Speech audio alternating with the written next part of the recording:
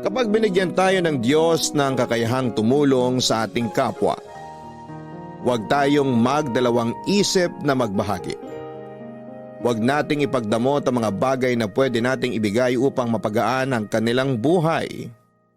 At kahit na wala silang maisukli sa kabutihang nagawa natin, huwag pa rin tayong tumigil sa pagtulong at paggawa ng mabuti sa ating kapwa. Yan ang eksaktong karanasan na gustong ibahagi ni Ralph sa ating programa ngayong araw. Umaasa siya na sana'y kapulutan ng aral at inspirasyon ng mga kabarangay natin ang kanyang kwento. Sapagkat ito ay hindi lang tungkol sa pagtulong sa mga nangangailangan, kundi may tamang pagtulong na hindi ka maaabuso. Gusto mo na bang makarelate sa kanya? Tunghayan natin ang kanyang storya sa mga kwento ng pag-ibig, buhay at pag-asa sa nangungunang Barangay Love Stories.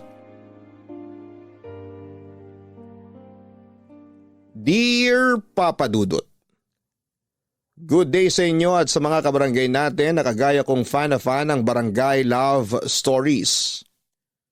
Ako nga pala si Ralph, 32 years old, may coffee shop business dito sa Quezon City at nagtatrabaho pa rin bilang virtual assistant sa gabi.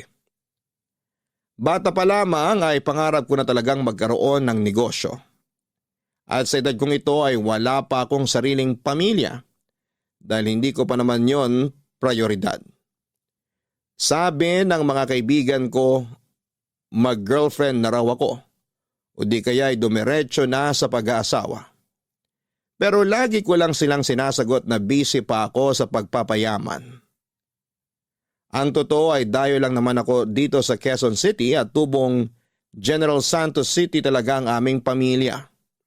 Mahirap lang ang buhay namin noong araw kaya nangarap ako na makapagtapos ng pag-aaral para umasenso.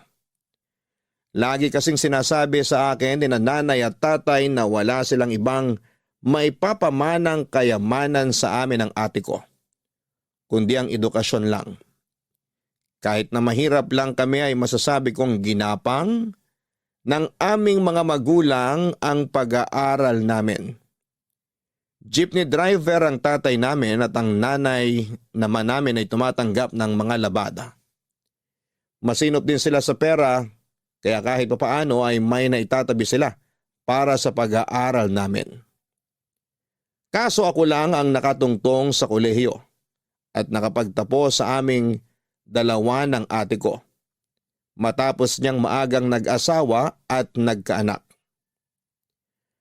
Para makatulong sa mga magulang namin, nag-working student ako bilang tauhan sa isang computer shop sa lugar namin para matustusan ang pangbaon ko sa eskwelahan. Ginagawa ko yon tuwing uwian namin sa hapon hanggang alas 12 ng madaling araw. At kahit na nakakapagod at nakakapuyat ay proud akong nairaos ang kurso kong marketing administration. Nung graduate ako sa college ay nagtrabaho ako sa isang private company sa Davao ng 1 taon. Pero nangarap ako na makaluwas sa Maynila dahil pakiramdam ko mas marami at malaki ang opportunity na naghihintay sa akin doon. Kaya nga kahit ayaw ng mga magulang namin ay sinuportahan pa rin nila ang desisyon ko. Taong 2015 sa edad na 22 ay nakarating ako sa Quezon City. Nagkataon kasi na may inaplayan ako ritong trabaho na nangangailangan ng relokasyon kaya sinamantala ko na. Tumagal din ako sa naturang kumpanya ng 5 taon bago nag-pandemic kung saan ay kasama ako sa mga inalis sa trabaho. Pero hindi ako nawalan ng pag-asa at naghanap kaagad ako ng ibang mapagkakakitaan. At doon ako napunta sa mundo ng pagiging virtual assistant. Habang nagsisimula akong bumangon ng mga panahong yon, ay tumindi naman ang kagustuhan ko na tuparin ang matagal ko ng pangarap na magkaroon ng negosyo na natupad naman taong 2023.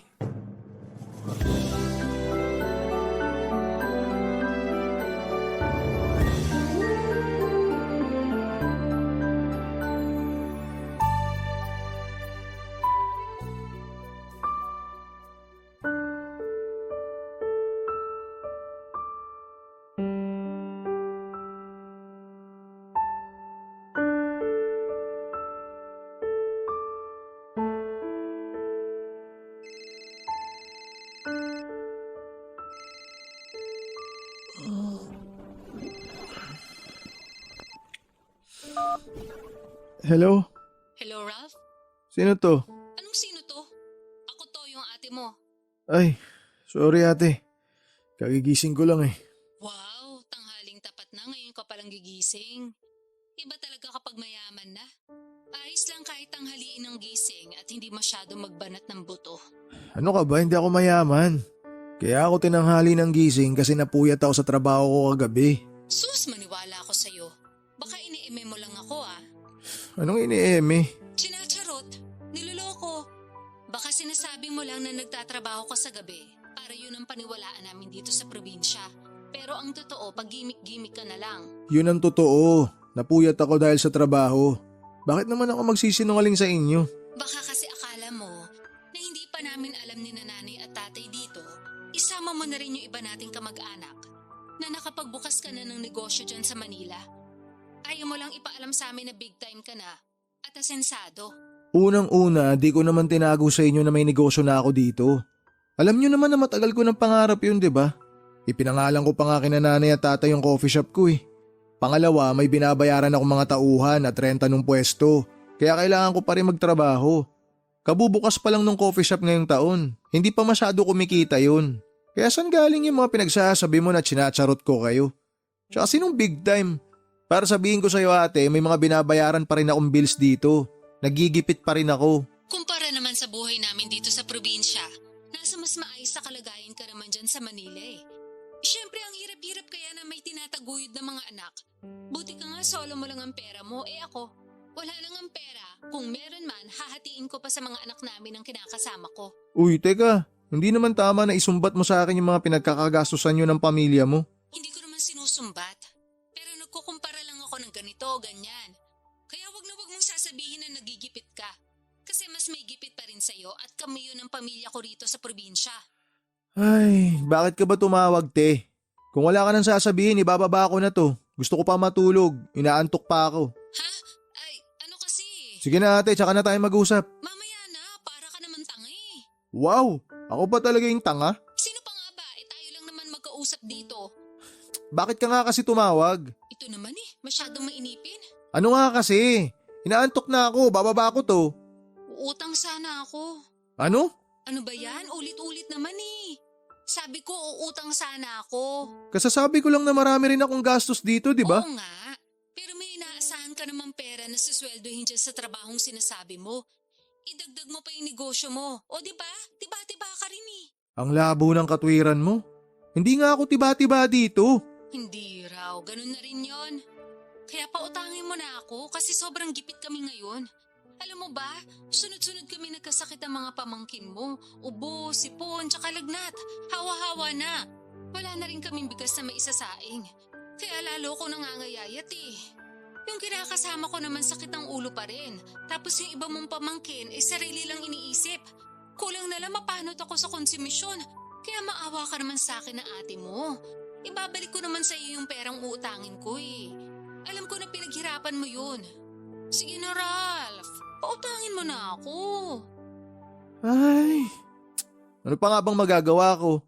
Alam ko naman hindi mo ako titigilan hanggat di kita pinauutang Wala lang talaga ako malalapitan. Kapag sa iba naman ako umutang, itutubuan nila ng malaki. Kaya imbis na makabayad ako agad, lalo kong nalulubog. Kaya parang awa mo na. Pagbigyan mo na ako.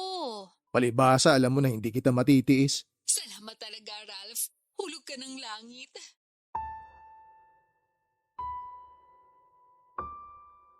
Papadudot ka isa-isang kapatid ko ang ate kong ito.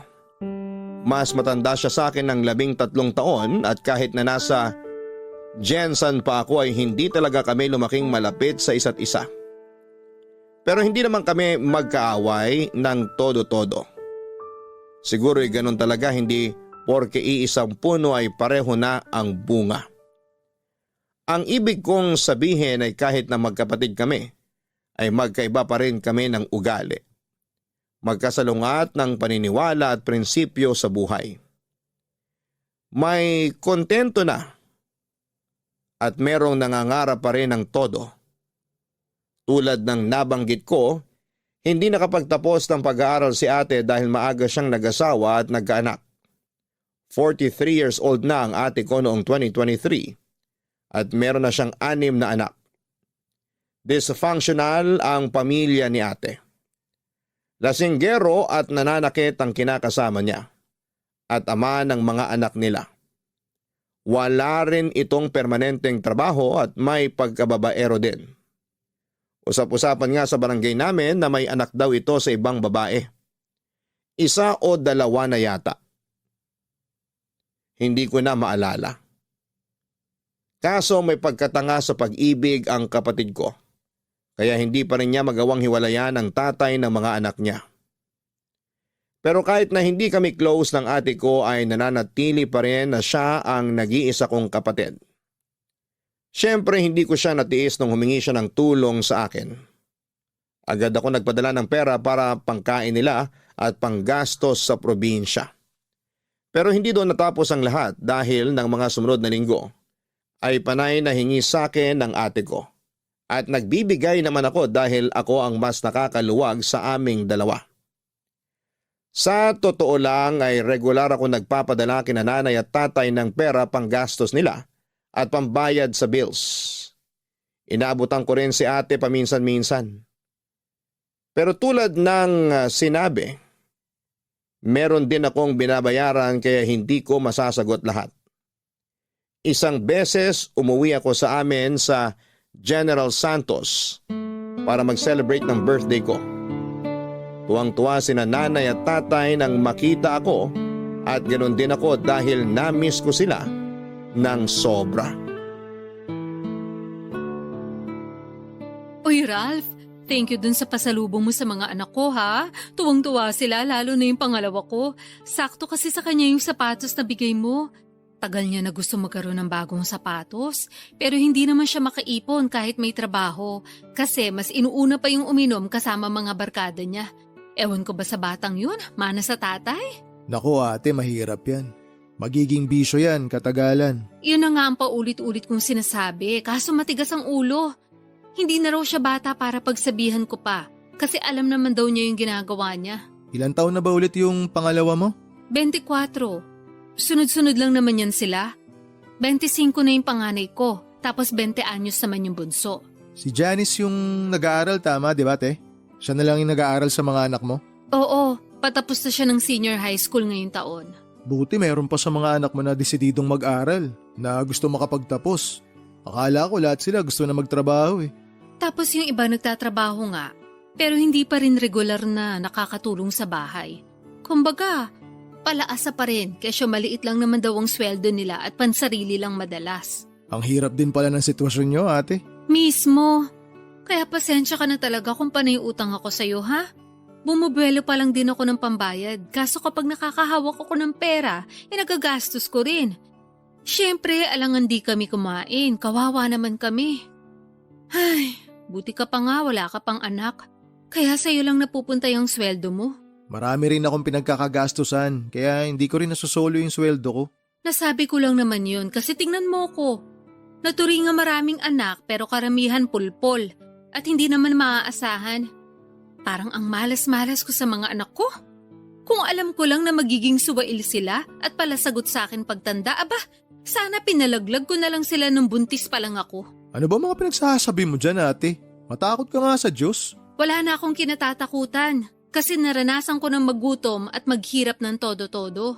At saka kung totoong may Diyos, bakit ganito kamiserable ang buhay namin? Bakit niya ako binigyan ng mga anak na hindi ko naman pala makakatulong sa buhay? Pati na rin kinakasama, sakit sa ulo. Sakit din sa bulsa dahil wala ring maayos na pinagkakakitaan. Pero di ba choice mo naman yan? Anong choice ko? Na magrebelde kina nanay at tatay nung araw. Hindi ka pumapasok sa eskwelahan para makipagkita ka sa boyfriend mo noon. O at least kayo'y nagkatuluyan ngayon. Di ba mas ginusto mo naman na mag-asawa na lang agad kesa magtapos ng college? Kasi ang dahilan mo gusto mo na lang magtrabaho. Inaani mo lang yung mga tinanim mo noon. Sobra ka naman. Nakaraan na yun eh. Bakit ang hilig mo pang ungkatin? Hindi ko naman inuungkat. Sinasabi ko lang. Kasi nagawa mo pang sisihin ng Diyos sa maling choices mo sa buhay. Eh ikaw naman lahat na may kasalanan kung tutuusin. Oy! Grabe ka na talaga sa akin ha. Baka nakakalimutan mong ate mo pa rin ako. At 13 taon pa rin ang tanda ko sa'yo. Hindi porket nakapagtapos ka ng pag-aaral, may sariling negosyo at asensado, may karapatan ka ng panghimasukan ng buhay ko. Buhay ko to, choice ko to. Kaya nga, alam ko, buhay mo yan, choice mo yan. Sorry, pero nagsasabi lang naman ako ng totoo. Pumreno ka pa rin kasi nakakasakit ka na eh. Ikaw nga hindi kita pinakikialaman sa mga choice mo. Oo na, sige na, pepreno na sa susunod. O mabalik tayo kay Janice. Yung bunso ko, alam mo, pangarap niyan makapagkolehiyo. Kaso wala naman kaming pantustos sa pag-aaral niya. Sabi nga ng ama niya, tumigil na siya sa pag-iilusyon na makakapagtapos pa sa college. Mas mabuti niyang gawin magtrabaho na lang pagka-graduate. Ayos ah, parang hindi niya anak yung kausap niya kung makapagsalita siya. Tsaka sobra naman yung nag-iilusyon. Buti nga masipag yung bata Gustong gusto makapagtapos ng pag-aaral. Ganun talaga pag hindi nakatungtong sa eskwelahan. Bopols. Pero ayun nga, gustong gusto talaga ng pamangkin mo na mag-aral. Idol ka niya Gusto kanyang tularan pagdating ng panahon. Yun bang asensado sa buhay? Alam mo masipag mag-aral yung anak ko Pwede mo ba siyang tulungan na matupad yung pangarap niya na makapagkolehiyo? Sige na, pag-aralin mo naman yung pamangkin mo. Papadudot bunso sa 6 na magkakapatid si Janice at siya lang ang nag-aaral sa kanila ng panahong yon. Bulakbol kasi ang ibang mga anak ni ate at kahit na anong paalala sa kanila ni nanay at tatay na mag-aral ng mabuti, ay nauuwi pa rin sila sa paglalakwatsa. Lahat ng mga pamangkin ko liban kay Janice ay nagtatrabaho na kasi sinabi raw sa kanila ni ate na kung hindi rin naman sila mag-aaral ay mabuti pang magbanat na lamang sila ng buto para makatulong sa kanilang pamilya. Kaso hindi ko akalain na may mas ilalala pa pala ang iba kong mga pamangkin. Ramdam ko ang stress ng ate ko pero naisip ko na ganon din naman siya noong kabataan niya sa mga magulang namin. Sa kabila ng lahat ay napag-isip-isip ko rin na butit meron pa rin kahit isa sa mga anak ni ate ang interesado at porsigidong mag-aral at yun nga si Janice. Kaya hindi na ako nagdalawang isip na tulungan siya. Papadudot kong ilalarawan ko ang pamangkin ko ay masasabi kong mahiyain siya at matipid magsalita. Ganon daw talaga ang ugali niya ayon sa ate ko. Nang dumating nga ako sa amin ay mabibilang ko lamang sa mga daliri ko sa kamay ang pagkakataon na nag-usap kami. Puro pa yun small talk tulad ng maiksing kumustahan lang. Pero naiintindihan ko naman dahil noon lang din kami nagkita, Papadudot. Sa kabila ng lahat ay noobserbahan ko ng mabuti si Janice at base naman sa nakita ko ay desidido talaga siya na makapag-aral. Bukod doon ay lagi rin siyang binibida sa akin ng ate ko. Kaya naman habang tumatagal ay mas nakumbinsi ako na tulungan ang pamangkin ko na makapag-aral. Hindi naman ako mayaman pero sa aming dalawa ni ate ay ako ang mas nakakaluwag. Turo sa amin ng aming mga magulang na tumulong, lalo na kung meron kaming kakayahan. Kaya bago ko bumalik sa Maynila, ay nagabot ako ng pera sa ate ko, pang-enroll ng aking pamangkin. Buti ate, napapunta mo si Janice dito para personal kami magkausap. Nga pala, marunong ba siya magtagalog? Huwag kang mag-alala, marunong magtagalog yun. Mahilig yun sa mga teleserye ng GMA. Doon siya natuto, pati yung tono. Pero okay lang din kung sakaling hindi. Marunong naman ako Huwag na! Tsaka para masanay na rin siya. Hello po, Ma. Hello po, Tito Ralph. Oh, andito ka na pala. Halika, tabihan mo ako rito sa upuan. Sige po. Nak, mag-thank you ka sa Tito Ralph mo. Dali. Bakit po? Kasi nga pumayag na siyang pag-aralin ka sa kolehiyo. Talaga po? Hindi niyo ako niloloko? Siyempre hindi. Di ba, Ralph? Sabihin mo nga rito sa anak ko, mukhang hindi naniniwala sa akin Totoo po ba yun, Tito? Oo. Naobserbahan ko kasi na masipag ka mag-aral. Tsaka laging sinasabi ng mama mo na gustong gusto mo raw makapag-college. Gustong gusto ko po talaga. Kaya nga nung sinabi sa akin nila mama at papa na wala silang pampaaral sa akin, nalungkot po talaga ako. Alam mo naman mahirap lang ang buhay natin, di ba? Sana naiintindihan mo na yun. Tsaka kayong lahat ginagapang naman namin kayo ng papa nyo. Hindi lang talaga tayo tinatamaan ng swerte. Puro lintik at kamalasan tumatama sa atin. Sawing palad, kumbaga. Kaya nga inawitan ko tong tito mo na baka pwede kanyang tulungan na makapag-aral sa kolehiyo. Buti pumayag siya kasi malaking bagay yun. Kaya ano pang hinihintay mo? Mag-thank you ka sabi. Opo ma, thank you po Tito Ralph. Malaking bagay po yung tulong nyo. Pangako, aayusin ko po ang pag-aaral ko para matuwa naman kayo. Ngayon pa lang natutuwa na ako sa'yo kasi nagsisikap ka talaga. Sana ipagpatuloy mo yan kahit na di magiging madali pag nasa college ka na. Hindi naman sa tinatakot kita pero iba kasi dun eh. Ibang-iba ron kesa sa senior high. Talaga? Sasakit ba ulo ng anak ko dyan? Ma naman eh. Siyempre, depende yon kung paano ko i-handle yung emotions ko. Saka marami na rin naman po akong naririnig na mahirap daw sa college. Yung ibang mga kaklase ko tuloy ayaw nang mag-aral pagka-graduate namin. Tingin mo kakayanin mo. Siyempre po. Tama ang anak mo ate. Depende sa tao kung paano niya i-handle yung emosyon niya. Pero Janice, sana kahit na challenging ang college life, tapusin mo pa rin. Huwag mo susukuan. Sa bagay. Tingnan mo nga ikaw, nakatapos ka.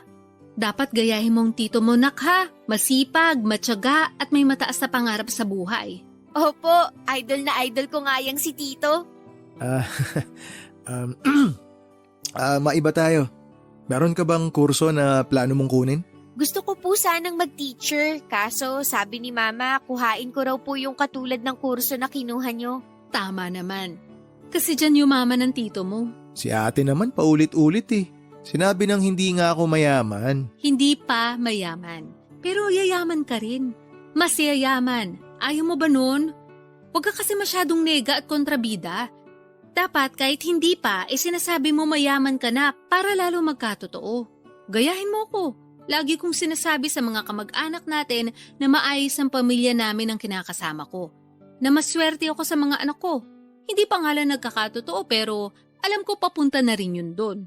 Ay nako, ibang klase ka talaga mag-isip. Siyempre, bihira lang magkaroon ng utak na ganito sa akin, no? Sorry, Tito, kung masyadong kakaiba mag-isip si Mama. Ano ba kasi masama sa pag-iisip ko? Wala naman, pero kakaiba lang po. Kung sampalin kaya kita, Grabe naman po kayo. grabe talaga ako. Alam ng tito mo yan pati ng lolo at lola mo. Tsaka ng mga kapitbahay natin at mga kamag-anak natin. Alam mo ate, yung mga ganyan mo, hindi mo dapat pinagmamalaki yan. Ay teka, isa ka rin Kung grabe ako, mas grabe ka sa akin. Nagsasabi lang naman ako ng totoo no. Ikaw ang grabe. Nakuha mo pa talagang ipagmalaki sa anak mo yung mga kabulastugan mo noon? Tama naman sinabi ni Tito, kaya wag niyo na po siyang pagdiskitahan, Ma. Ay naku, pinagtulungan niyo pa ako magtito. Nakakainis kayo Lo, si Mama. Akala mo naman susuyuin namin siya. Papadudot masayang-masaya si ate sa perang ibinigay ko para makapag-enroll sa college si Janice.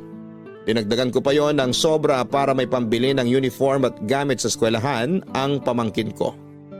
At nagdagdag ulit ako matapos sumirit ni ate.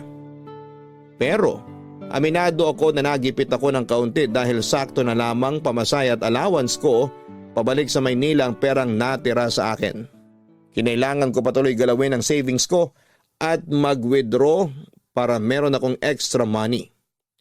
Sa awa naman ng Diyos ay nakauwi naman ako ng matiwasay sa nirerentahan kong apartment sa QC. Fast forward. Nakagraduate na sa senior high school si Janice at inimbitahan ako ng ate ko na pumunta sa graduation ceremony niya. Pero hindi ako nakauwi dahil marami akong trabaho na mapipending at busy rin ako sa negosyo ko. Pero nag-send naman si ate ng picture ni Janice sa messenger. Nakuha nung graduate siya, kaya masayang-masaya pa rin ako. Nag-reply ako ng congratulations sabay hirit ni ate na kung pwede raw regaluhan ko ang pamangkin ko kasi wala naman daw itong natanggap na graduation gift. Pero wala naman akong maisip na pwedeng iregalo para kay Janice kaya sa huli pinera na lamang ni ate.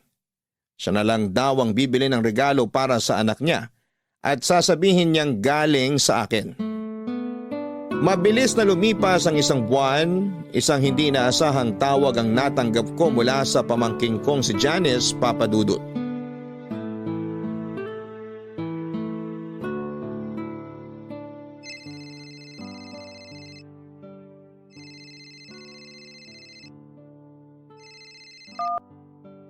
Hello?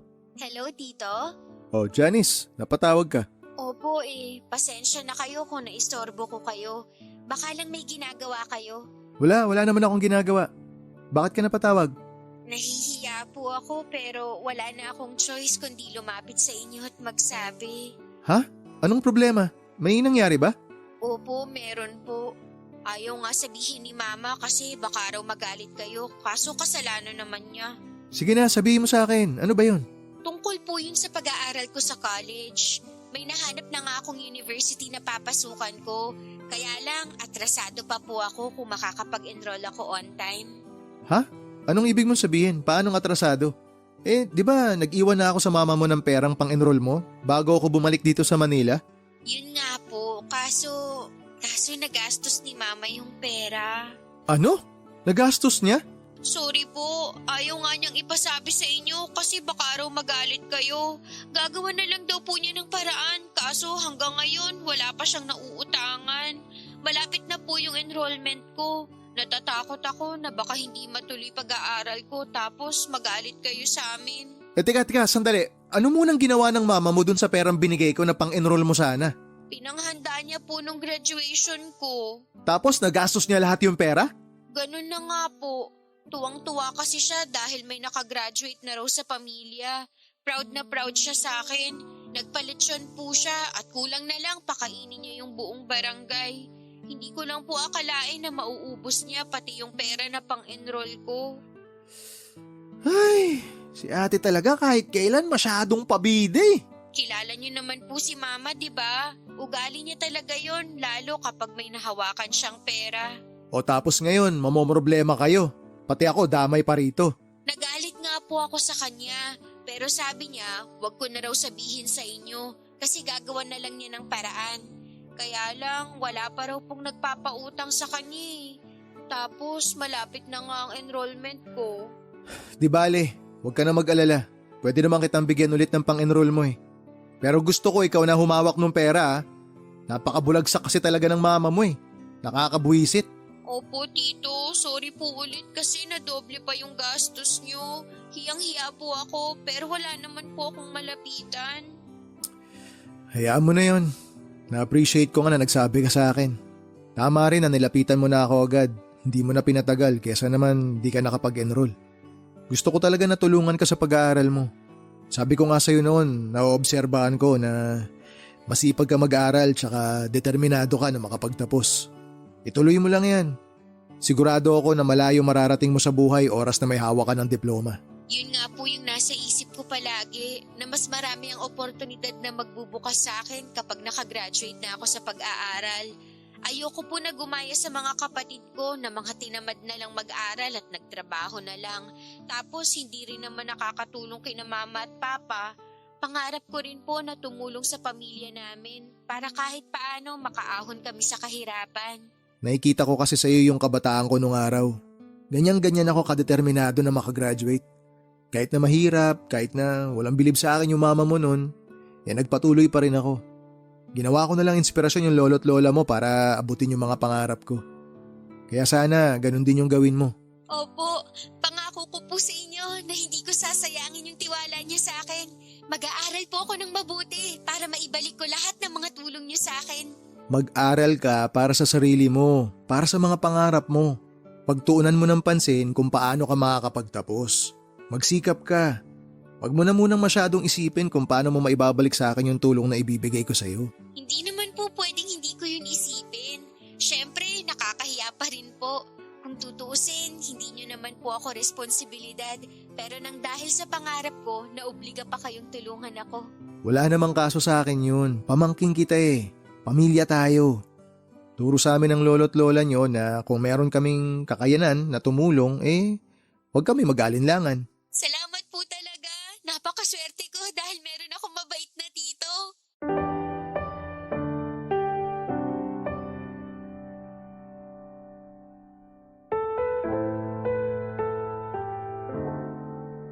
Papadudot gano'n na lamang ang gulat at pagkainis ko kay ate nang malaman ko mula mismo sa anak niya kung ano ang ginawa niya sa perang nakalaan para sa enrollment, pambili ng gamit at uniform ng pamangkin ko. Pero pinigilan ko pa rin ang sarili ko na magalit dahil ayokong ipakita kay Janice. Ayoko matakot siya sa akin kaya naman kinontrol ko ang aking emosyon.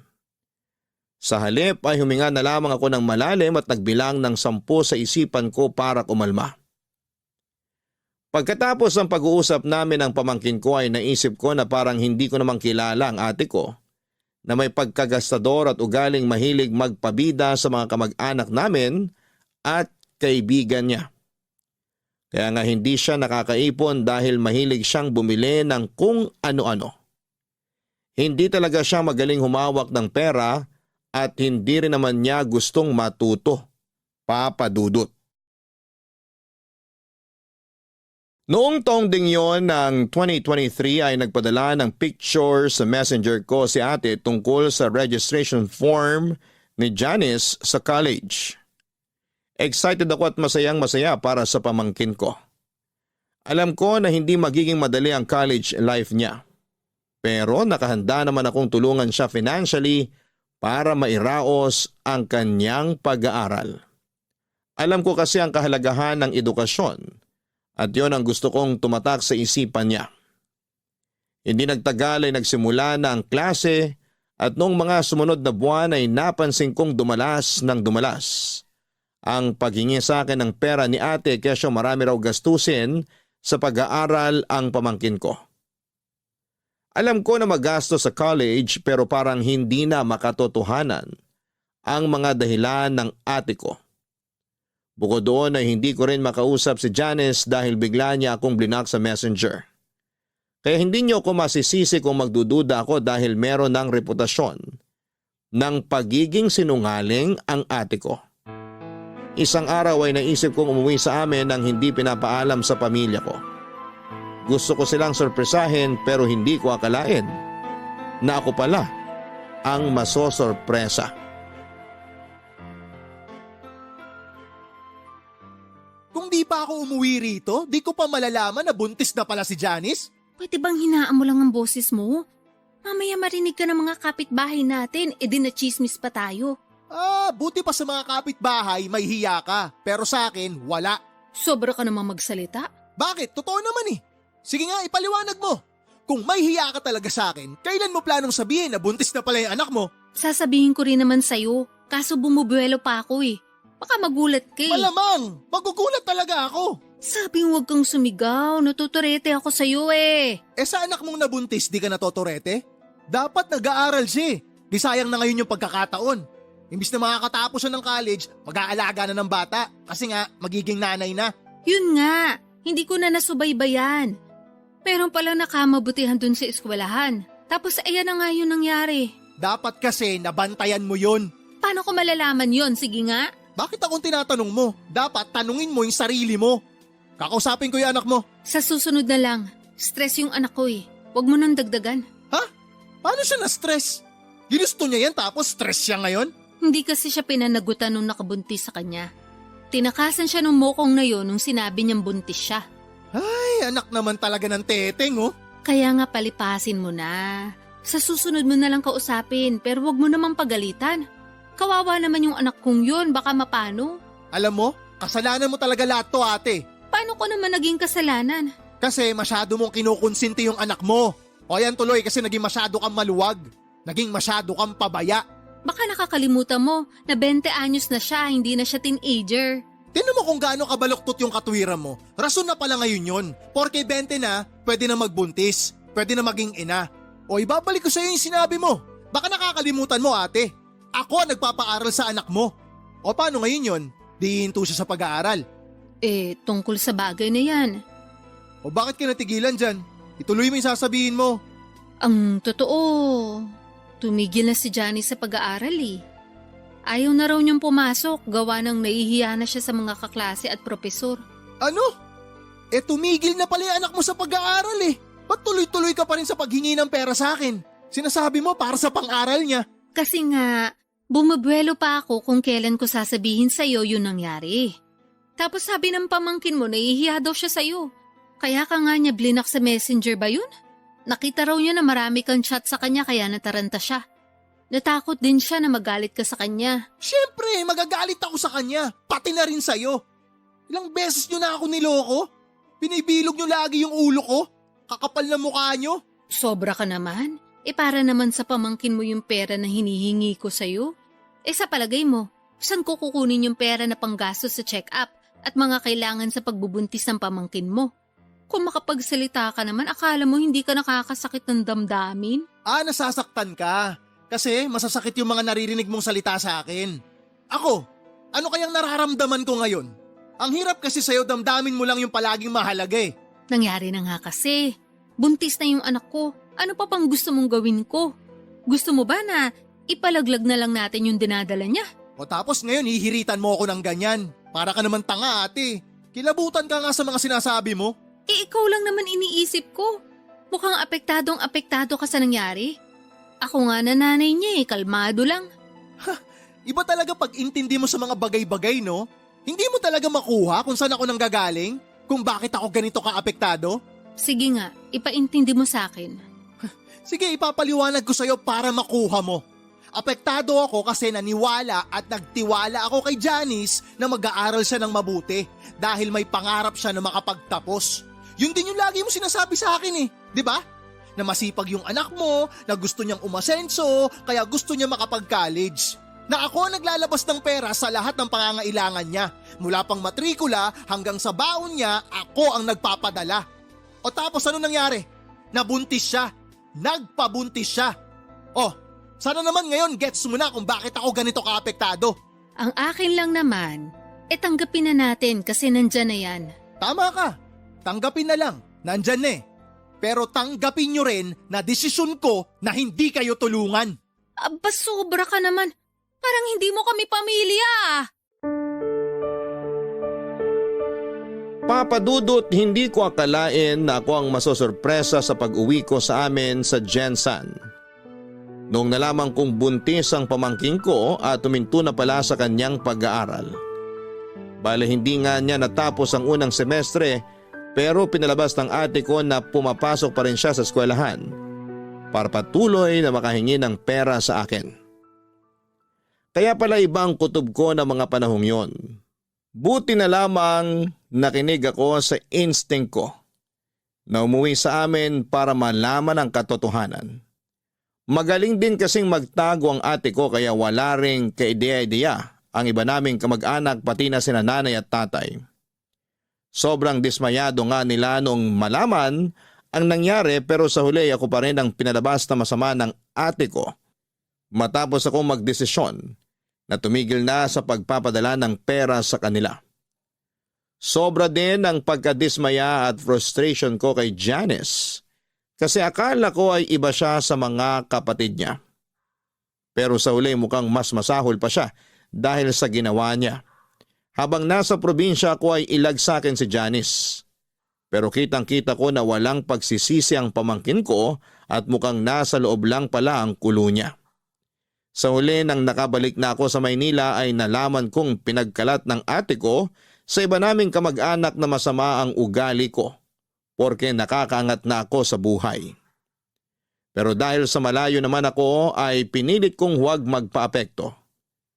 Mabilis na lumipas sa mga buwan at nalaman ko na nanganak na si Janice at laking gulat ko nang binalita sa akin ni nanay na kinuha pa akong ninong ng anak ng pamangkin ko. At imbitado pa talaga sa binyag noong baby. Ayoko sanang pumunta pero hindi na ako nakatanggi sa pakiusap ng nanay at tatay namin. Taong 2024 nang umuwi ulit ako sa Jensan para umaten sa binyag ng anak ni Janice. Buti naman umuwi ka dito sa atin sa probinsya para umattend ang binyag ng baby ni Jen. Wala naman ako magagawa eh. Ayoko sana pero pinilit ako ni nanay at tatay. Ito naman parang hindi mo naman apo yung baby. Baka nakakalimutan mo, kadugo mo yun. Pamilya tayo. Tsaka pinangalan nga sa yung anak niya eh. Ralph Adrian. O di ba? Magandang pakinggan. Hindi naman tungkol sa baby ni Janice yung rason kaya ayoko munang umuwi dito eh. Baka nakakalimutan mo. Siniraan mo ako sa mga kamag-anak natin. Pinagkalat mo na masama ugali ko dahil tumigil ako sa pagbibigay ng pera sa inyo. Salamat sa iyo hanggang ngayon ang sama ng tingin sa akin ng ibang kamag-anak natin. Yung kinakasama mo nga pinandilatan pa ako ng mata nung magkita kami kanina eh. Akala naman niya matatakot ako sa kanya. Malaki naman talaga mata nung kinakasama ko. Kaya pagpasensyahan mo na. Tungkol naman dun sa iba nating kamag-anak, huwag ka mag-alala. Kasi sinabihan ko na naman sila na hindi totoo yung pinagkalat ko tungkol sa'yo nun. Na nagalit lang talaga ako dahil tinigil mo yung pagtulong sa amin ng anak ko matapos mo malaman yung nangyari. Pero baka hindi pa rin sila nakaka-move on. Sabihan ko na lang ulit. Ay, pasensya ka na talaga ha. Huli na nung na-realize ko na hindi mo naman talaga kami responsibilidad. Tsaka kami talaga yung may pagkakamali dun. Kung na-realize mo pala yan, bakit hindi ka man lang nag-sorry sa akin nun? Ha? Nahihiya ako. Parang hindi mo ko kilala. Hindi kaya ako nagsusorry. Talaga? Kailangan ko pa intindihin yung pride mo? Ayos ka. Tsaka ito na yung paraan ko ng pagsusorry. Alin? Ang gawin ako ninong ng apo mo? Kaya inimbitahan mo ako ngayon sa binyag? Oo, ayaw mo ba nun? Kilala kita. Nagawa mo na akong lokohin nun para makahingi ka sa akin ng pera. Ayoko sanang isipin na kaya mo ako kinuwang ninong ng apo mo para may dahilan ka na naman na huthutan ako. Sobra ka naman sa huthutan? Akala mo naman napakalaki ng perang binigay mo sa akin nun? Hoy, malaki yon kapag pinagsama-sama. Tsaka akala mo ba pinupulot ko lang sa kalsada yung perang pinadadala ko sa'yo? Para lang alam mo dugot pawis ko yon. Pinaghihirapan ko ang bawat sentimo na kinikita ko. Pero ikaw, lagi ka lang nakatanghod, hingi ka lang ng hingi, utang ka lang ng utang. Kaya di mo ako masisisi kung hanggang ngayon masama pa rin loob ko sa'yo. Matagal na yun eh. Hindi pa ba ako absuelto sa kasalanan ko? Parang hindi ako ate ah. Huwag ka namang ganyan. Ayos hiningi mo pa na irespeto kita bilang ate. Pero ako nga hindi mo ako matrato na parang kapatid. ATM ang tingin mo sa akin na magluluwa ng pera tuwing may kailangan ka. Nasasabi mo lang yan kasi mas maluwag pasok ng pera sa'yo kaysa sa akin. Pero pag ikaw nasa posisyon ko, sigurado maiintindihan mo na kahit mali magagawa ng isang nanay para sa mga anak niya. At saka nagsisi naman na yung anak ko ah. Sa lagay habang buhay mo na lang ba siyang pag-uusigin? Hindi ako galit sa anak mo. Mas galit ako sa'yo. Sa anak mo, dismayado ako. Di siya naging maingat. Matagal na nga yun, huwag ka namang ganyan. Kung makapagsalita ka parang hindi ka nagkakamali ah. Hoy, kung usapang pagkakamali, hindi dapat ako tinatanong mo. Tanungin mo dapat ang sarili mo. Sinikap ko talaga na hindi gumaya sa'yo, na mag-asawa ng maaga at magkaroon agad ng pamilya. Di ikaw ng perpekto. Hiyang-hiya naman ako sa'yo. Ewan ko sa'yo ate, wag mo na nga pinagkakausap. Tumatanda kang paurong. Kailan ka kaya magmamature? Excuse me, matured na ako no? Talaga? Asa ka? Nakakasakit na talaga ng damdamin yung mga sinasabi mo sa akin ah. Yan, buti naman nasasaktan ka. Ibig sabihin, hindi ka pa manhid. Tsaka wag mo asahan na magsusorry ako sa'yo. Di ka nga marunong magsorry. Ay, sige na, alis na ako. Doon na ako kina nanay. Pagod na ako.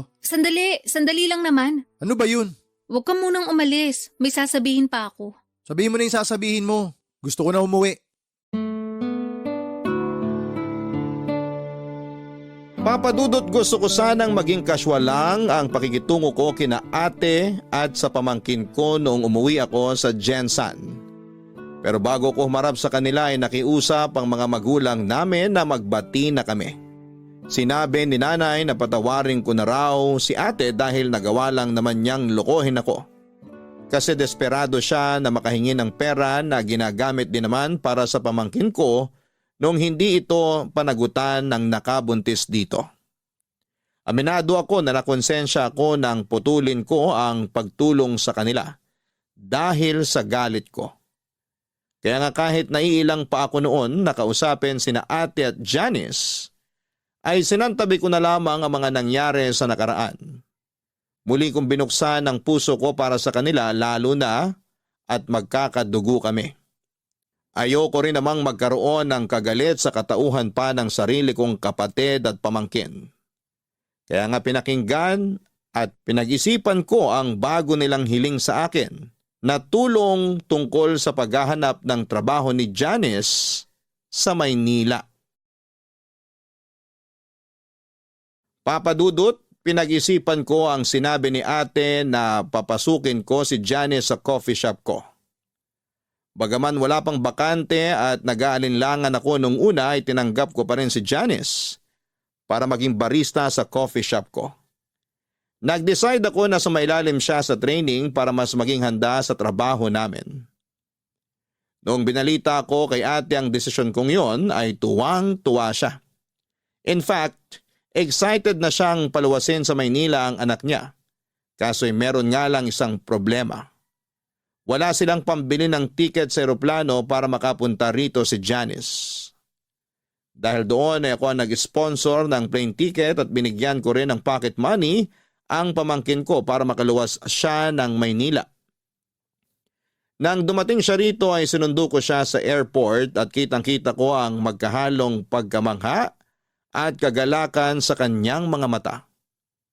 Paulit-ulit niyang sinasabi sa akin na pangarap niyang makaalis sa probinsya namin at natupad na raw yon nang sa wakas ay nakaapak na siya sa Maynila. Bali ang setup namin ay sa shop matutulog si Janice dahil maliit lang ang apartment ko.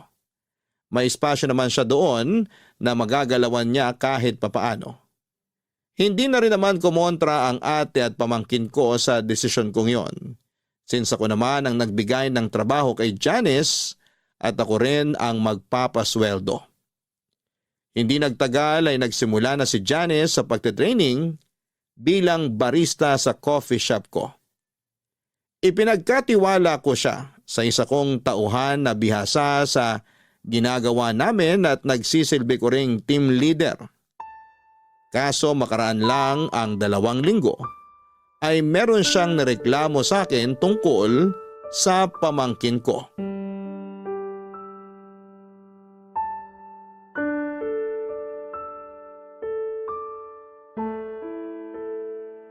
Janice, liga.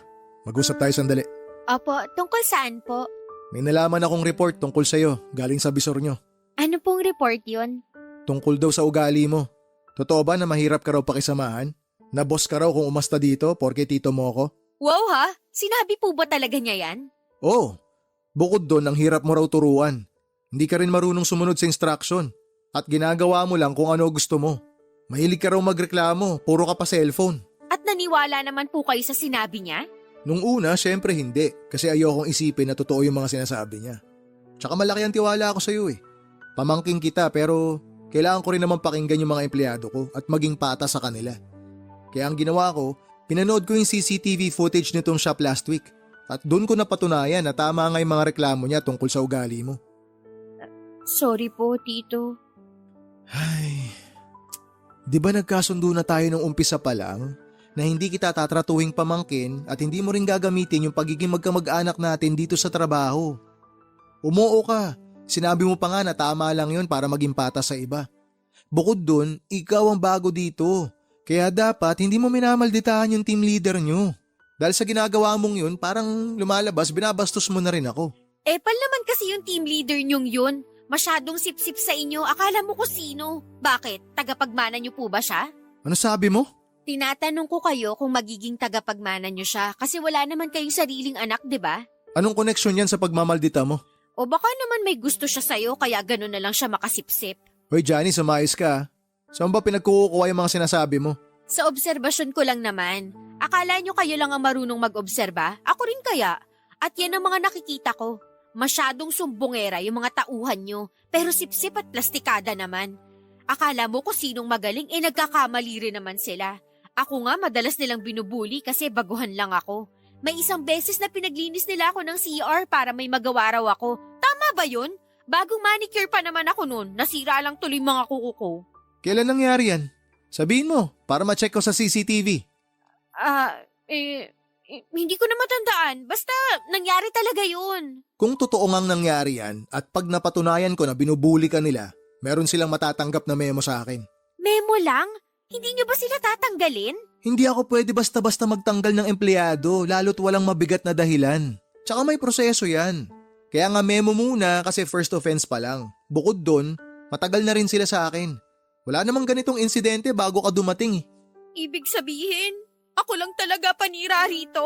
Wala naman akong sinasabing ganun. Ganun na rin yun eh. Sinasabi niyo na ako lang panira dito sa negosyo niyo. Grabe, ang unfair niyo naman. Hindi niyo naman kaano-ano yung mga yon. Ako kaya ang pamangkin niyo rito. Hindi ko nakakalimutan na pamangking kita, pero sana wag mo rin kalimutan na kailangan kong maging patas. Sana maintindihan mo rin na pagdating sa trabaho, hindi mo lang ako tito, boss mo rin ako.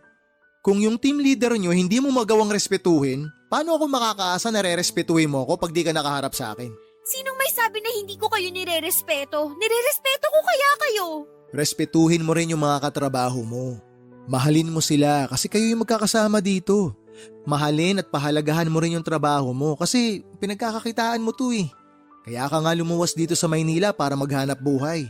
Para may padala ka sa anak mo sa probinsya. Alam ko naman yun. Hindi nyo na kailangang isumbat sa akin. Hindi kita sinusumbatan. Sinasabi ko lang sa'yo yung mga dapat mong gawin na dapat mong tandaan. Kasi nalilihis ka eh. Parang hindi mo ata naaalala kung bakit ka nagtatrabaho dito sa Maynila eh. Pinamumukha nyo na kayo ang nagpapasweldo sa akin. Na kayo rin ang nagbayad ng ticket ko sa eroplano para makapunta ako rito. Kulang na lang sabihin nyo sa akin ang kapal ng mukha ko dahil sa dami ng mga tinulong nyo sa pamilya namin. Siguro nga tama ako. Nagalit pa rin kayo sa akin hanggang ngayon. Kasi hindi ko tinupad yung pangako ko na magtatapos sa college dahil nabuntis ako ng maaga.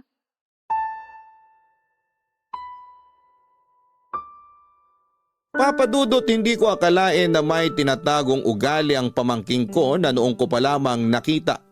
Ang bastos niya na sinasagot-sagot niya ako samantalang bilang boss niya ay pinagsabihan ko lang naman siya. Wala akong masamang intensyon at gusto ko lang maging patas sa mga tauhan ko. Ayoko na porke pamangkin ko siya ay hindi ko na siya sasawayin.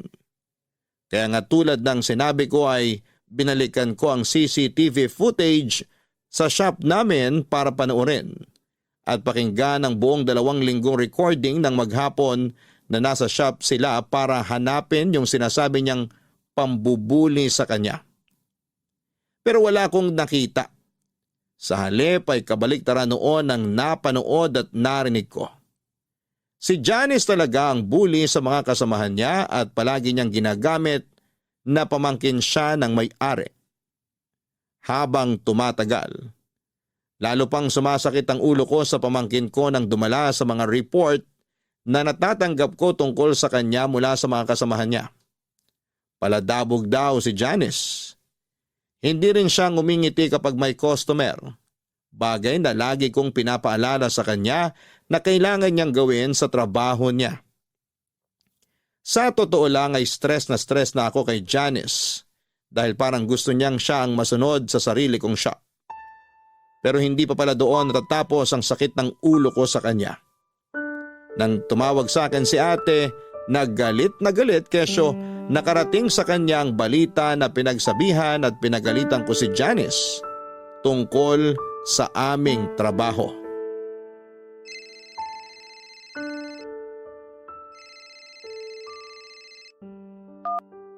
Hello ate, Hello, Ralph.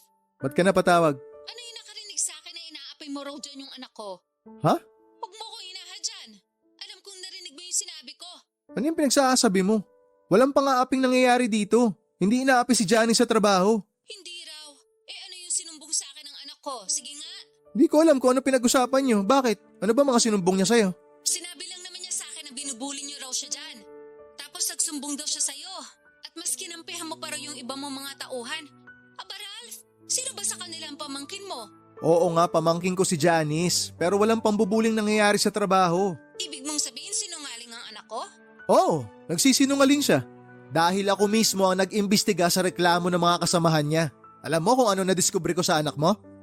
Ano? Yung anak mo mismo ang bully. Binubuli niya lahat ng mga katrabaho niya.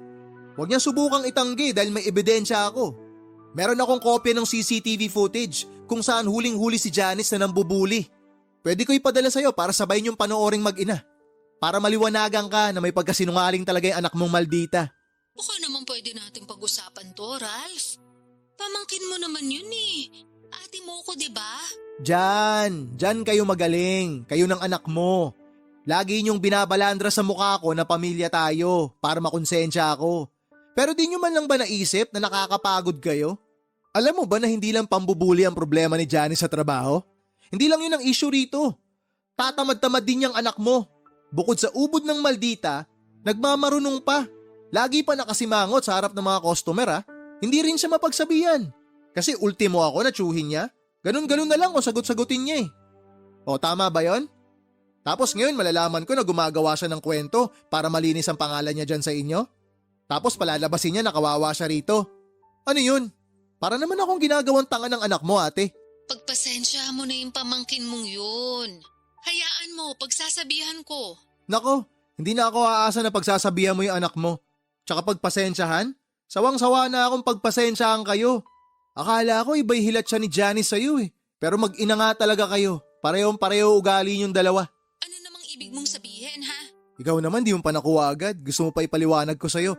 Manang-mana sa'yo yung anak mo. Yun ang ibig kong sabihin. Pareho kayong sinungaling, pareho kayong manluloko, pareho kayong manggagamit, pareho ring masama ugali nyo. Aba, hinay-hinay ka sa mga sinasabi mo dyan. Ano maghinay-hinay pinagsasabi mo? Hoy ate, wag mo ako manduhan. Punong-puno na ako sa inyo ng anak mo. Tinulungan ko kayo, pinagkatiwalaan kasi nga tulad ng lagi mong dinadahilan, pamilya ko kayo. Pero anong ginawa niyong mag-ina? Ha? Ano? Niloko niyo ako ng paulit-ulit. Ang nakakatawa dito, nagkuntsabaan pa kayong dalawa. Alam mo sa totoo lang, akala ko tama nakalimutan ko na lang yung atraso niyo sa akin eh. Lalo ka na, nung siniraan mo ako dyan sa atin. Kasi nga tinigil ko yung pagbibigay ko sa'yo ng pera nung mabuntis yung anak mo. Akala ko tama na patawarin kita eh. Kasi sabi mo nga nakaraan na yun, kalimutan na natin yun, pwede naman tayo mag-move on. Pero sa tingin ko, yun na ata yung pinakamalaking katangahang nagawa ko sa tanang buhay ko. Nakakapagod kayong tulungan kasi mga abusado kayo. Nasasabi mo lang yan dahil nakakaluwag ka. Ikaw kayang pumalit sa posisyon namin. Tignan ko kung hindi ka maging desperado para lang makaahon sa kahirapan. Naranasan ko rin naman maghirap ah. Baka nakakalimutan mo, bata pa lang tayo, mahirap na buhay natin. Iisa ang pamilyang pinanggalingan nating dalawa ate. Kaya nga nagsumikap ako eh. Hindi ako tumigil sa pag-abot ng pangarap ko. Inisip ko na isang araw may aahon ko rin ang pamilya natin sa kahirapan. Oh, ngayon meron akong savings, meron akong konting naipundar, meron akong maayos na trabaho, meron akong sariling negosyo kasi nagsumikap ako. Hindi ako tinamad na kumayod at hindi ako naging malandi katulad mo. Para sabihin ko sa'yo, narating ko to nang hindi naging desperado na gumawa ng masama at manloko ng kapwa para lang makaahon sa kahirapan. Hindi kagaya mo. Wala lang sa'yo na loko-lokohin ako, maitawid nyo lang yung katamaran nyo. Kasalanan mo talaga eh, tsaka ng baluktot mong katwiran kung bakit naligaw ng landas yung mga anak mo. Dapat ikaw yung gumagabay sa kanila eh. Pero ikaw mismo yung dahilan kung bakit sila napariwara. Grabe ka naman sa mga sinabi mo. Humanda ka. Ipagkakalat ko sa buong barangay natin na masama ang ugali mo. Gawin mo! Sino tinakot mo? Akala mo kakabahan ako dyan sa pagbabanta mo? Di sige, subukan mo.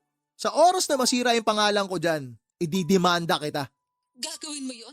Bakit hindi? Hindi ako natatakot sa'yo. Oh, pinagbantaan mo ako, nasisiraan mo ako dyan sa atin. Tapos ngayon sinabi ko na didemanda kita, nagtatanong ka kung gagawin ko ba talaga. Para ka naman tanga kausap ate.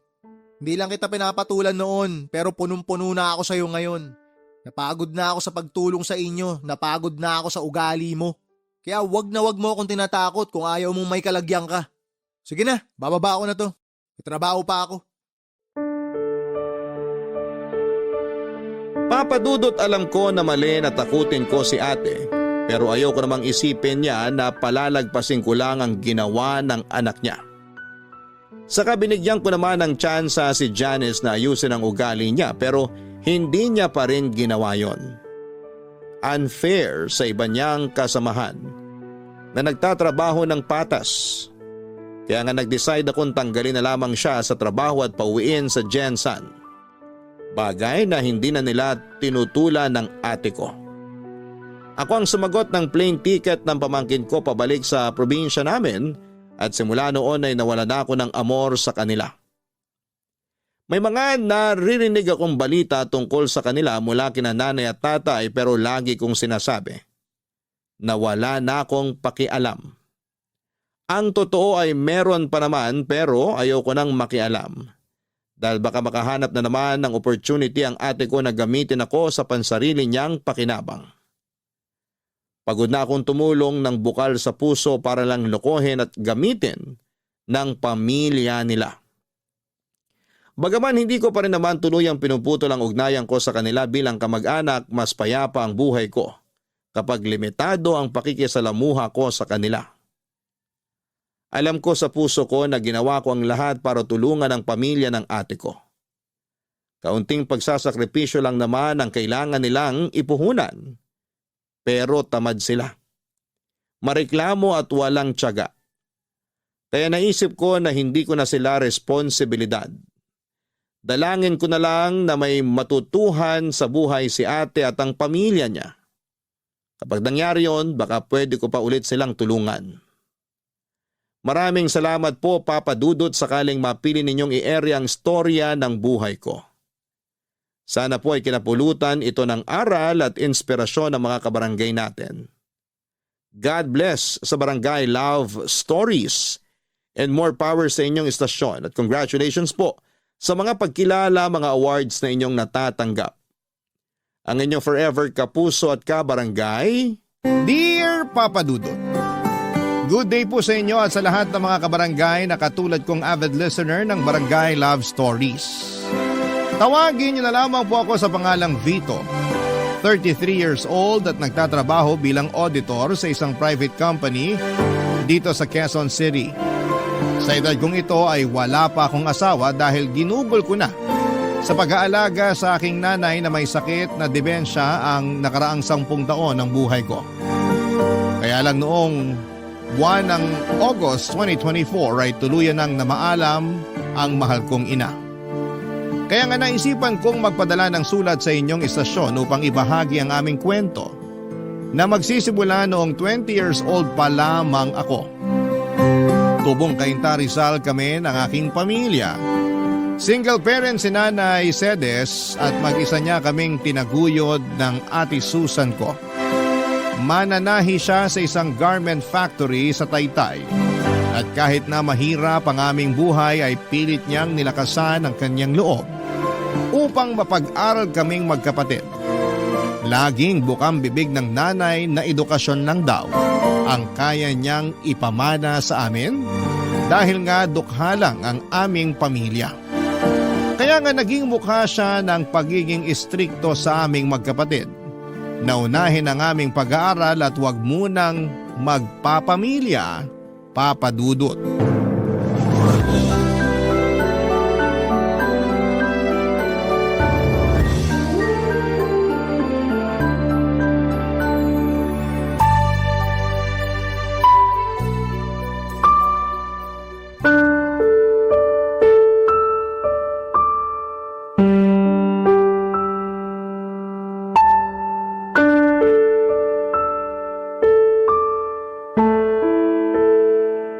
Ano ba naman to, Vito? 2 major subject mo pa talaga yung 3? Tapos yung iba rito ay puro na 2? Sigurado ka bang makakagraduate ka nito? Opo, Nay. 5 naman po yung bagsak.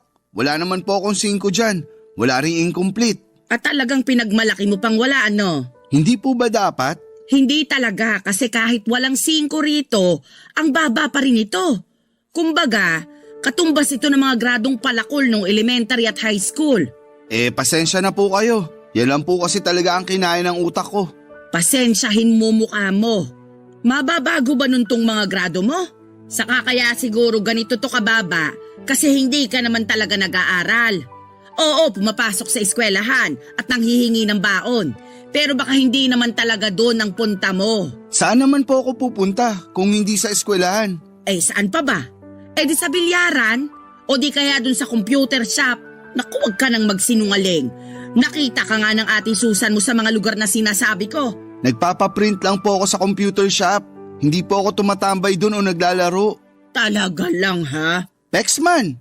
Yung sa bilyaran? 1 beses lang naman po akong pumunta sa bilyaran. Nung nagkita-kita lang kami ng mga ka-text clan ko. Saka nandun din naman si Ate Susan eh. Nakikipag-inuman pa nga siya tapos ako lang ang pinagagalitan nyo.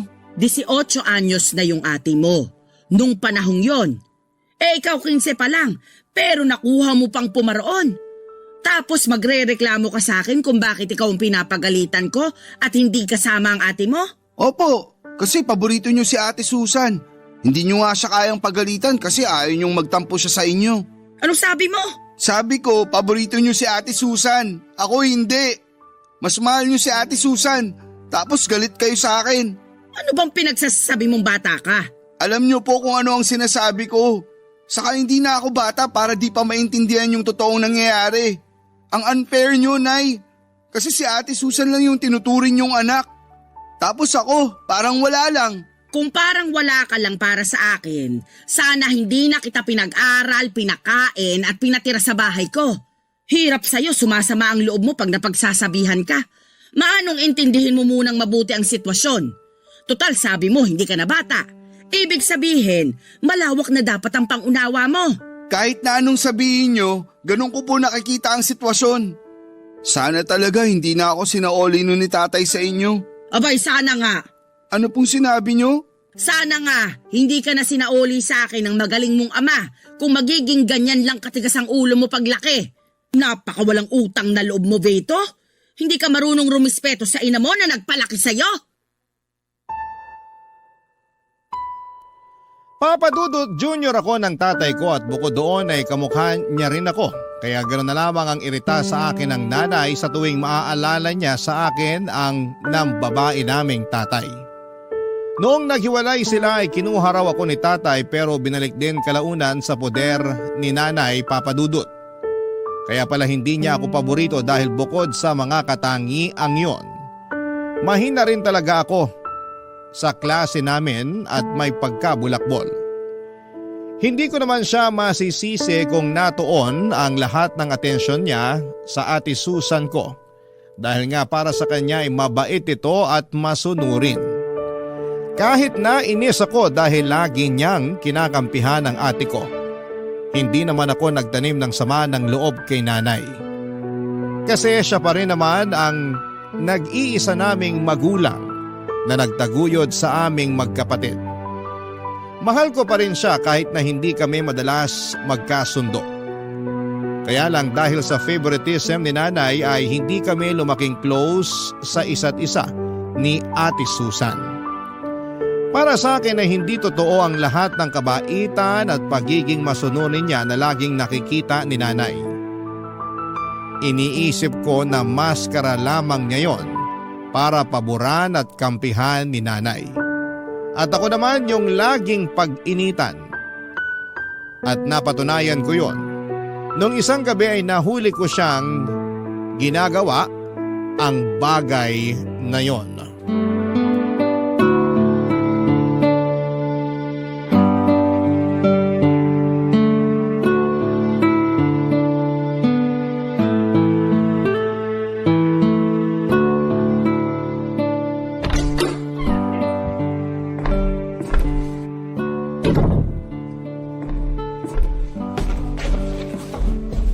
Bakit tumingin ka lang, Ate Susan? Alam ko ng tinapa, Vito. Bakit gising ka pa? Alauna na ng madaling araw, oh. Alam ko, marunong akong tumingin ng oras. Bakit nga gising ka pa? Kasi nakita ko kayo. Ha? Nakita ko kayo nung kasama mong lalaki na nagalikan sa tapat ng bahay natin. Siguro boyfriend mo yun, no? Eh ano naman ngayon sa'yo kung oo? Lagot ka kay nanay.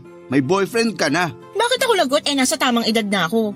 Baka kung ikaw ang magka-girlfriend, ikaw pang malagot. Malamang, kasi paborito ka ni nanay kesa sa akin. Buti alam mo. Kaya kung ako sa'yo, itulog mo na lang yan. At bang kalimutan ingay mo na yun? lang yung nakita mo. Oh, bakit kising pa kayong dalawa? Nay, si ate po kasi... Nay! Ano ba kasi yon? Bakit mo naman tinatakpan ang bibig ng kapatid mo, Susan? Kasi po, aray! Bitiwan mo kasi ako! Nay, si Vito! Kinagat po yung daliri ko! Ano? Patingin nga ako. Naku, may bakas pa ng ngipin ng kapatid mo. Bakit mo yun ginawa sa ate mo? Napakabastos mo, Vito! Wala po akong ginagawa. Si Ate Susan nga yung may ginagawa eh. Anong ibig mong sabihin? Kasi po... Mabuti pa po, matulog na tayo. Huwag niyo na kausapin niyang si Vito kasi malamang kung ano-ano na namang kalukuhan ang sasabihin niyan. Anong puro kalokohan? Ang sabihin mo, natatakot ka lang malaman ni nanay ang totoo. Ano ba kasi yung totoo na yon? Sabihin mo nga sa akin. Huwag niyo na po kasing alamin yun. Wala lang po yun. Eh kung wala lang yon, hindi ka dapat matakot. O ano na Vito? Naiinip na ako sa sasabihin mo. Nakita ko pong may kahalikang lalaki si Ate Susan kanina. Hinatid po siya dito nun sa bahay. Tapos inamin ni ate na boyfriend niya yun. Ano ka mo? Totoo ba yung sinabi ng kapatid mo? Siyempre po hindi. Anong hindi? Galit nga si nanay sa mga sinungaling. Kaya bakit ako magsisinungaling? Totoo yung sinabi ko. Kitang-kita ng dalawa kong mga mata. Tumigil ka na nga. Napakasumbongero mo. Huwag mong pagdiskitahan ng kapatid mo. Kausapin mo ako, Susan. Ano pa po bang pag-uusapan natin? Alam ko na kung saan yun pupunta. Kung ganon, totoo nga na may boyfriend ka na? Abay, bilin-bilinan kong wag ka munang magbo-boyfriend. Pero hindi mo ako sinunod. Ilang buwan lang naman gagraduate ka na sa kolehiyo. Hindi ka pa talaga nakapaghintay. Sawang-sawa na ako maghintay at sundin kayo. Puro na lang kayo pagbabawal na para bang mapapasama ako pag nag-boyfriend ako.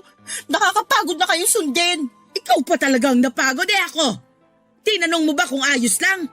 Ang tanging hiling ko lang naman ay magtapos muna kayo ng pag-aaral ni Vito bago kayo makipagrelasyon. Akala ko pa naman naiintindihan mo, pero mas masahol ka pa sa kapatid mong matigas din ang ulo. Bakit na naman po ako nasali sa usapan? Si Ate Susan po yung may kasalanan. Kaya siya lang ang dapat niyong pagalitan. Damay ka na doon dahil pareho kayong pasaway at sakit sa ulo ko.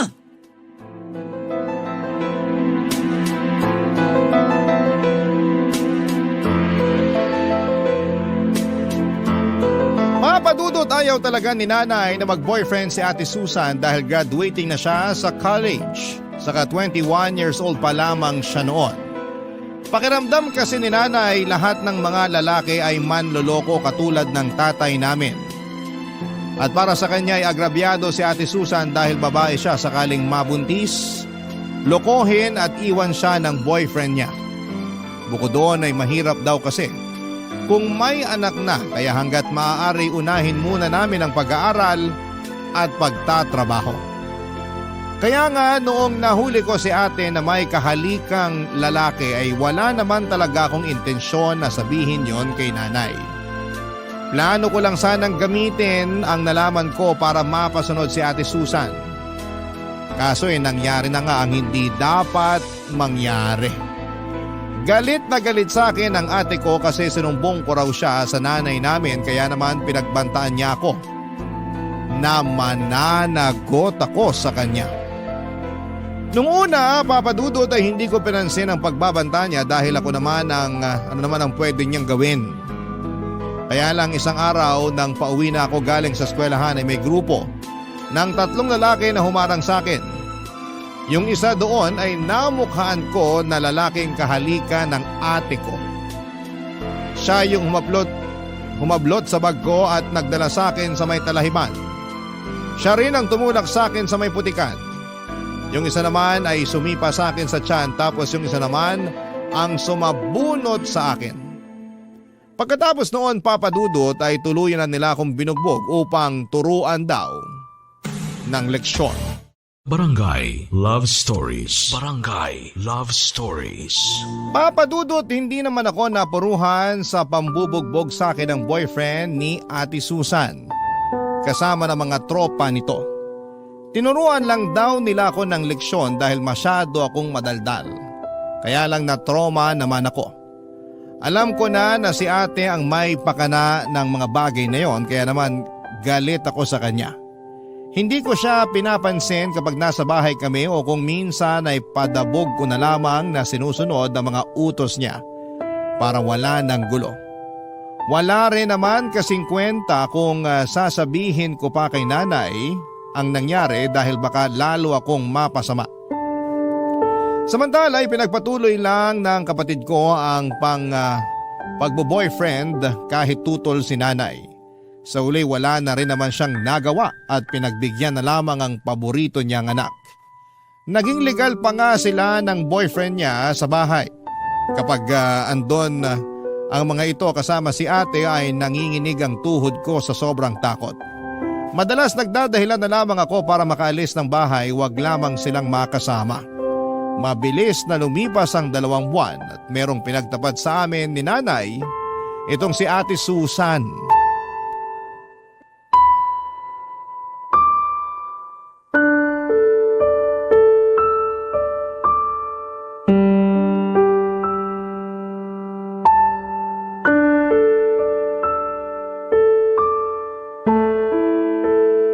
Nay, aalis na po ako. Magsasama na kami ng boyfriend ko. Ano? Paano na lang ang pag-aaral mo? Ayoko naman talaga ng kurso ko eh. Kayo lang naman yung nagpumilit sa akin na kumuha ng business administration eh.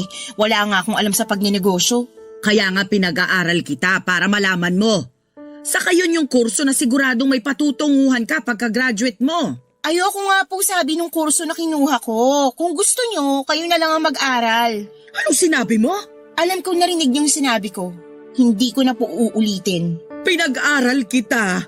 Hindi para sagot-sagutin mo ako ng ganyan. Ate Susan, bakit mo naman bigla yan naisip? Kung kailan malapit ka ng graduate? Wala ka na doon, no? Masyado kang maraming tanong. Tama ang kapatid mo. Bakit din biglaan ang pag-alis mo sa bahay natin, anak? Sabihin mo, ano ba kasing nangyari? Alam niyo, nakakainis na kayong dalawa eh.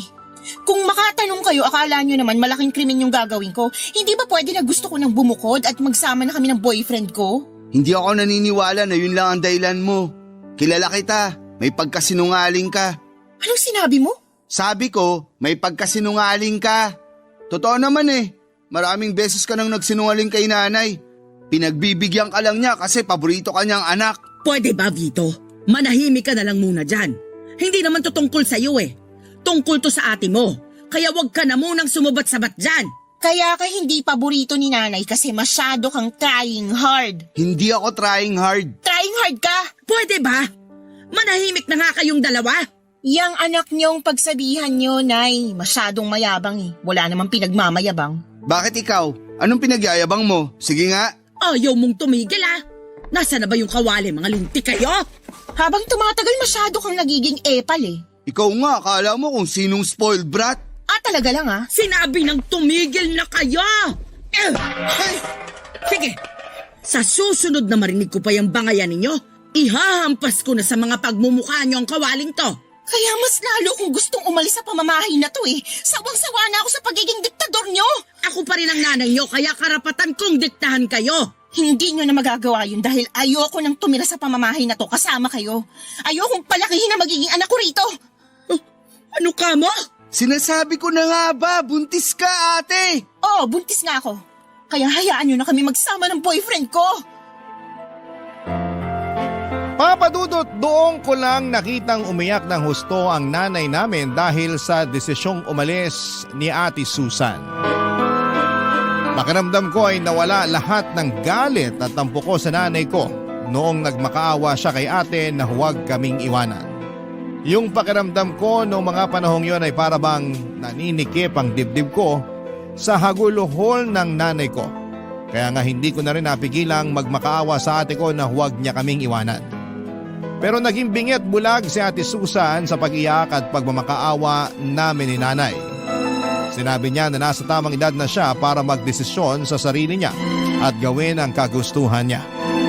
Tinuloy niya pa rin ang pag-alis at pakikisama sa boyfriend niya. Ang balita namin, umuwi raw sila sa probinsya ng lalaki sa Albay, Bicol. Pero pagkalipas ng 1.5 taon ay nagulat na lamang kami ni nanay nang sumulpot sa bahay si Ate Susan. Dala ang anak niya upang ipaalaga sa nanay namin. At doon nga niya sinabi sa amin ang nangyari sa kinakasama niya, Papa Dudut.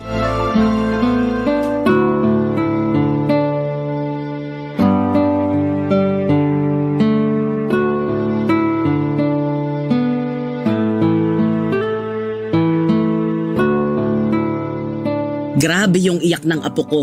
Akala mo naman inaaway. Buti na lang talaga napatulog ko na siya. Kaya nga, Nay. Pareho kaming walang maayos na tulog kasi hindi siya komportable dun sa bus eh. Kaya nga pagkatapos nating maghapunan, magpahinga ka na. Bakit kasi hindi kayo nag-text na uuwi pala kayo rito? Sana nasundo ko man lang kayo sa terminal. Ayoko namang makaabala sa inyo ni Nanay. Hindi ka naman nakakaabala, anak eh. Pero tama rin naman si Vito. Kung alam lang namin na magbabakasyon kayo rito ng apo ko, sana nakapaglinis man lang ako ng bahay. Ang totoo, hindi naman po kami magbabakasyon dito. Umuwi kami rito kasi dito na kami titira. Bakit? Anong nangyari? Oo nga ate. Saka, nasan ang kinakasama mo? Nandun sa Bicol, iniwan ko. Ano ka mo? Iniwan? Ibig sabihin, hiwalay na kayo? Parang gano'n na nga. Masyado kasi siyang mamas boy. Hindi kami magkasundo ng biyenan ko. Lagi akong pinag-iinitan kahit nung buntis pa lang ako. Akala ko magbabago pag pinanganak ko na yung baby namin kasi nga unang apo nila. Kaya lang, mas lumala pa yung ugali. Nalaman ko na lang na lagi pala akong pinagchichismisan ng kapitbahay na kesyo ganito lang ako, ganyan. Sinisisi ako kasi hindi raw nakapagtapos sa pag-aaral yung anak niya. Ay baliw pala siya eh. Ako ang harapin niya nang makita niyang hinahanap niya. Pero alam naman ng kinakasama mo yung ginagawa sa'yo ng nanay niya. Alam naman, kaso mamas boy nga. Mas kinampihan yung nanay, palibasa matanda na raw. Basta, nakakasawa na. Akala niya yata ako yung klase ng babae na magtitiis kasama sa pamamahay nila yung nanay niyang sala sa init, sala sa lamig. Kaya nilayasan mo sila, tanga yung anak mo, ganun. Oo. Ibang klase ka rin eh. Bakit ba? Hindi ba kayo masaya ni nanay na umuwi na ako rito sa bahay? Wala naman akong sinabi na hindi kami masaya. Parang nung huli nating pagkikita, nagmamakaawa pa kayo na wag akong umalis. Ngayon na nandito na ako kasama yung anak ko para namang pinagsakloban ng langit at lupa yung mga mukha niyo. Huwag mo na lang pansinin si Vito. Lagi namang mukhang pinagsakluban ng langit at lupa yung mukha ng kapatid mo eh. Basta anak, masayang masaya ako kasi sa wakas, nandito na ulit kayo sa bahay ng apo ko. Sobrang miss na miss ko na kayo, naku lalo ka na. Miss ko na rin po kayo, Nay. Ano nang plano mo ngayon? Pwede bang bukas na lang ako magplano? Kasi kita mo na nga pagod na pagod kami ng anak ko sa biyahe, makatanong ka dyan. Huwag ka mag-alala kasi may pera naman ako na itatabi. May pang-ambag ako kahit man lang sa pagkain natin. Akala mo yata nagbakasyon na ako dun sa Bicol. Nagtitinda-tinda naman ako ng ice candy tsaka yelo nung summer kaya kahit papano may kinita ako. Kung yun ang inaalala mo.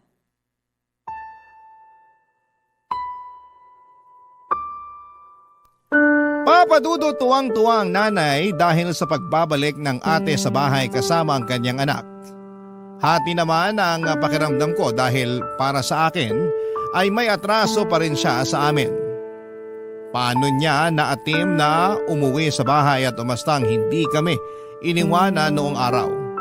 Ni hindi nga siya nagsorry sa pag-alis niya at ewan ko ba naman sa nanay ko kasi nagawa niya pa rin patawarin kagad ang ate ko. Doon ko na nga napatunayan na talagang paborito niya ito. Hindi nga nagtagal ay nag-decide si Ate Susan na maghanap ng trabaho kaya kinausap niya si nanay na sa kanya ipagkatiwala ang anak niya para alagaan. Kaya nga kinailangang tumigil ng nanay sa pagtatrabaho niya sa factory para matutukan ang kanyang apo. Nang mga panahong yon ay graduate na rin naman ako sa kolehiyo kaya naghahanap na rin ako ng trabaho. Hindi nga nagtagal ay nakapasok ako sa isang private company sa Quezon City bilang auditor.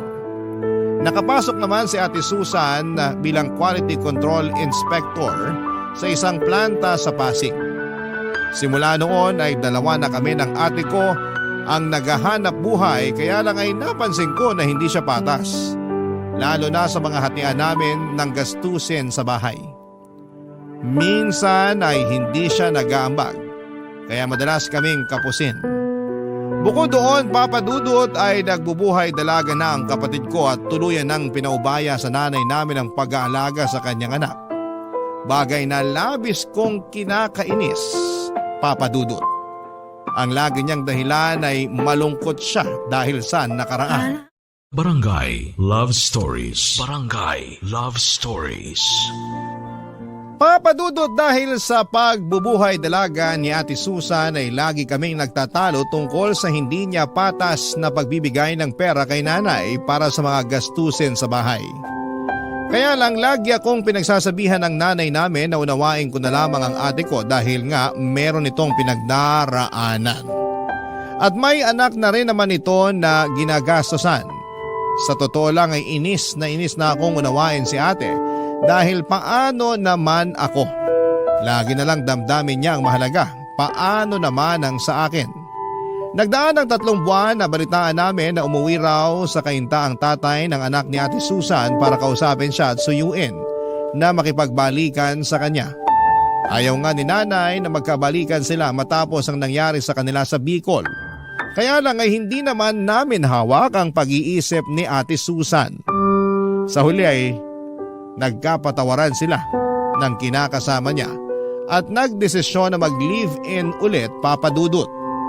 Dahil doon ay nagalsabalutan ang kapatid ko at naulit na naman ang senaryo noon kung paano niya kami iniwan ni nanay, Papa Dudut.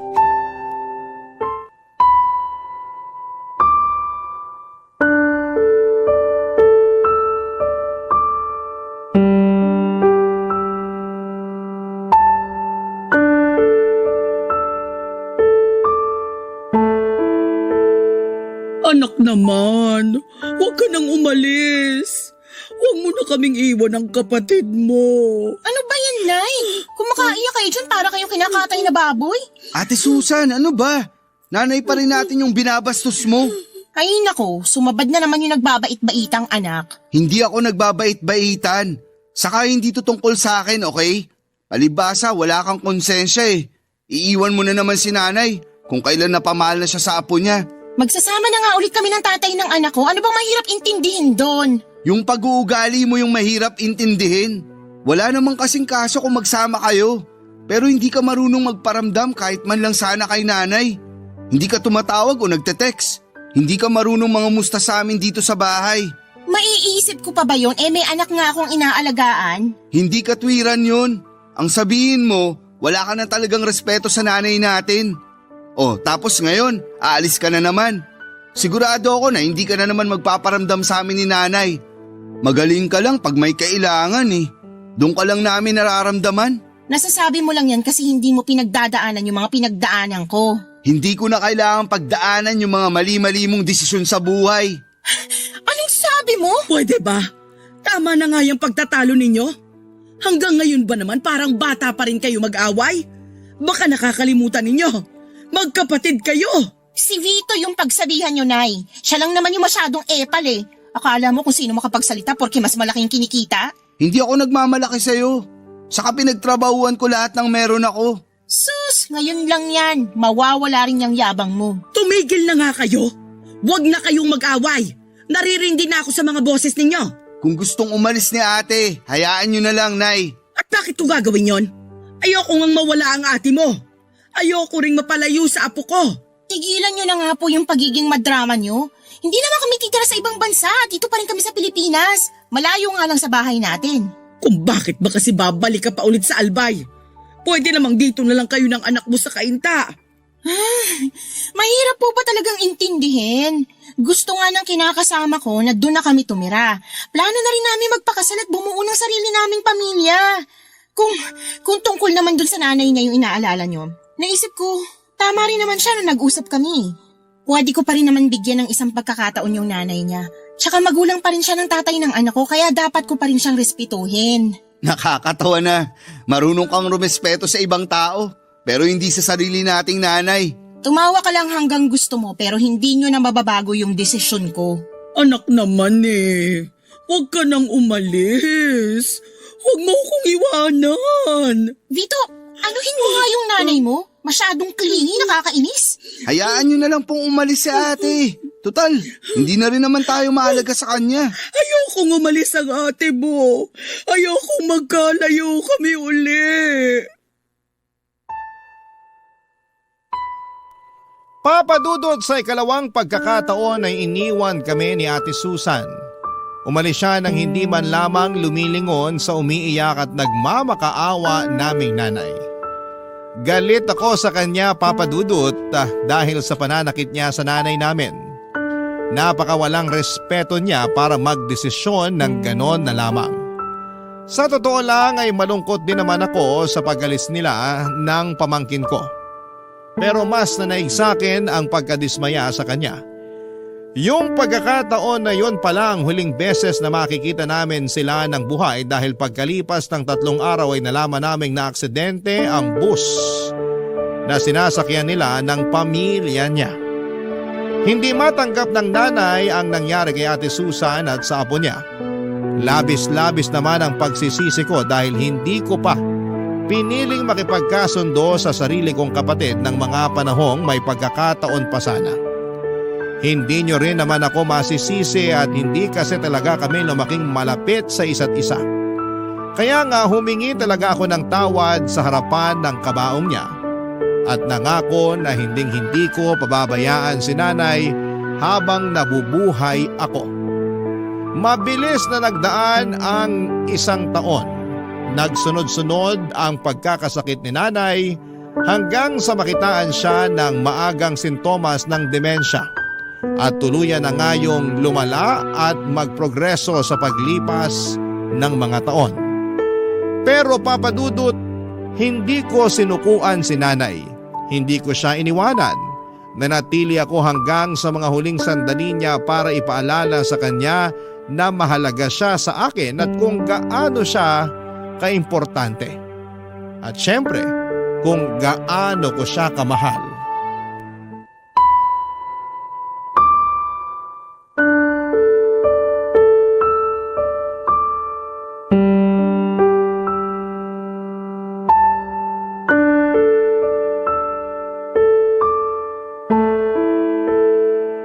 Nay? Nay, gising na po kayo para magmerienda?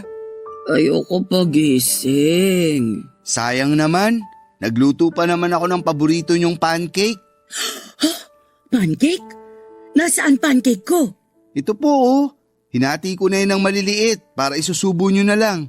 Ay nako, paborito ko nga ito. Akin na, para makain ko na.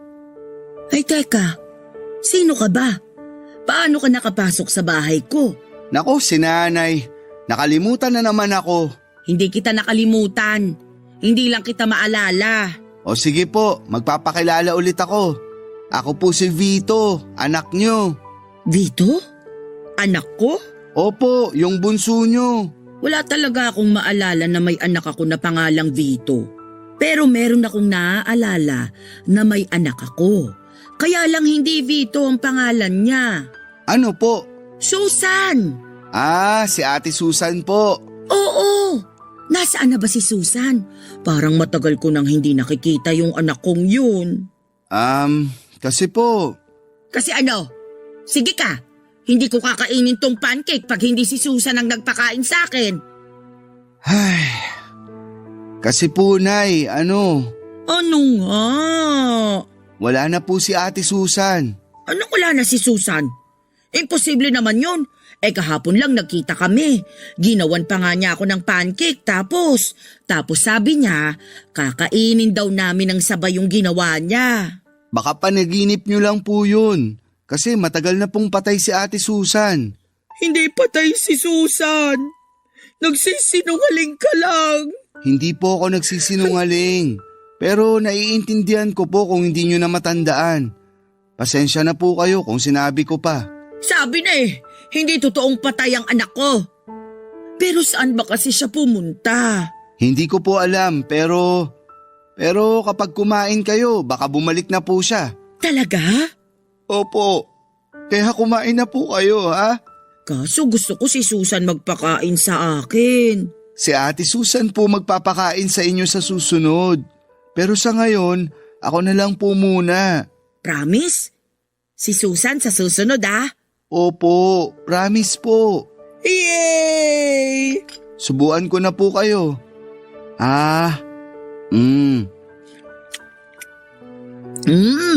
Sarap talaga ng pancake. Kumain lang po kayo ng marami para matuwa po si ate pagbalik niya. Sige. Gusto ko kasi matuwa sa akin yung anak ko Kaya nga po. Ikaw, kaninong anak ka? Sa inyo po. Wala talaga akong matandaan na may anak akong kapangalan mo. Pero, sige, simula ngayon, anak na kita. Ampunin na kita Magiging nanay mo na ako. Sige po, simula ngayon, anak niyo na ako. Ayan, para kahit wala pa si Susan, mayroon naman akong anak na kasama ko. Salamat, Vito Salamat sa pag-asikaso mo kay nanay. Walang anuman po. mahal ko po kayo. Mahal na mahal din kita. Kayo ng Ate Susan mo. Papa Dudut, yun ang mga huling sandali ng nanay kapiling ako. At pagkalipas lang ng 1.5 buwan ay tuluyan na siyang kinuha sa akin ng Panginoon. Napakalungkot ng mga panahong yon dahil nag-iisa na lamang ako sa buhay. Pero masaya naman ako dahil binigyan ako ng tsansa na alagaan si nanay hanggang sa mga huling sandali niya. Kahit na tuluyan na niya akong nakalimutan, alam ko na may mga pagkakataon na naaalala niya pa rin ako. At ganoon din ang namayapa kong kapatid na si Ate Susan. Pakiramdam ko ay bumabalik ako sa pagkabata sa tuwing may kinikwento si nanay na mga kaganapan na naaalala niya noong araw. Sa kasalukuyan ay inaabala ko ang sarili ko sa pagtatrabaho. Pero hindi ko naman pinabayaan ang mental health ko kahit na napakahirap umusad matapos mawala ng mga mahal sa buhay. Pero naniniwala ako na darating ang panahon na magiging maayos din ang lahat. Dalangin ko na lamang na sana'y masaya na si nanay kasama ang Ate Susan ko sa langit. Hindi na sila mahihirapan at hindi na rin sila magkakahiwalay pa. Hanggang dito na lamang po ang sulat ko at sana'y mapili ninyong i-ere sa Barangay Love Stories. God bless po sa inyo at sa inyong istasyon. Ang inyong forever kapuso at ka-barangay, Vito.